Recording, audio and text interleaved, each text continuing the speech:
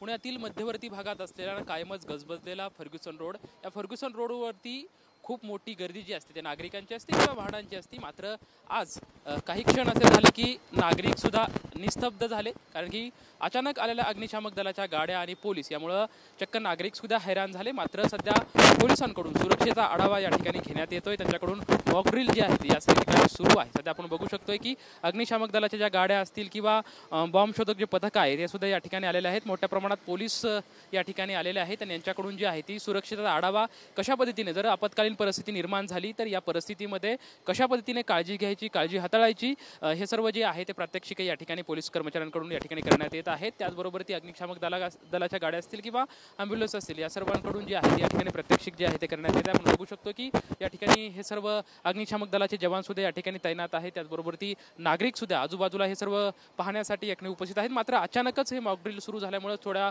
काही क्षणासाठी नागरिक सुद्धा एकदम कोड्यात पडले होते की अचानक सुरू सर्व जे काही आहे ते काय सध्या सुरू आहे, असं परिस्थिती खरं तर या प्रत्येक नागरिकांची या ठिकाणी झालेली होती। मात्र सध्या आपण बघू शकतो की जो कायमच गर्दीने गजबजलेला जो एफसी रोड असतो तो एफसी रोड सध्या बंद करण्यात आलेला आहे। या सर्व परिस्थितीमध्ये सध्या पोलीस जे आहेत ते सर्व आपत्कालीन परिस्थिती जर उद्भवली तर या परिस्थितीमध्ये कशी हाताळायची सध्या आपण बघू शकतोय की या ठिकाणी काही आपत्कालीन परिस्थितीमध्ये ॲम्ब्युलन्समध्ये नागरिकांना कसं पोहोचवायचं, सध्या ॲम्ब्युलन्स या ठिकाणाहून मार्गस्थ होते। आपण हे सुद्धा बघू शकतोय की कशा पद्धतीने जे आहे ते पोलीस कर्मचारी जे आहे ते या ठिकाणी सर्व परिस्थिती हाताळताना आपल्याला या ठिकाणी पाहायला मिळत आहे। त्याचबरोबर ती जर एखाद्या ठिकाणी आग लागली तर ती आग विझवल्याच्या नंतर त्या सर्व नागरिकांना हॉस्पिटलाइज कसं करायचं हे सुद्धा या ठिकाणाहून सध्या सुरू आहे। त्याचबरोबर जर एखादी बॅग सापडली, बॅगमध्ये बॉम्ब शोधक पथक असेल तर बॉम्ब तो कशा पद्धतीने डिस्क्लोज करता येऊ शकतो किंवा हे करता त्याबद्दल कशी काळजी घेता येऊ शकते, या सर्व परिस्थिती जी आहे या ठिकाणी आपण बघू शकतो। कशा पद्धतीने सर्व ॲम्ब्युलन्स जे आहेत किंवा पोलीस बंदोबस्त जे आहे ते मोठ्या प्रमाणात या ठिकाणी आहे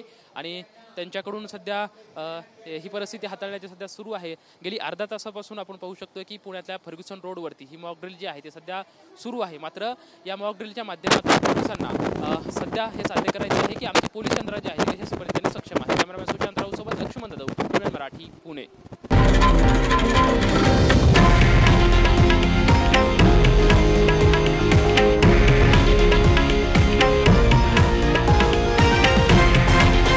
हे आहे देशातील नंबर 1 न्यूज नेटवर्क आणि आपण पाहत आहात TV9 मराठी, एकमेव।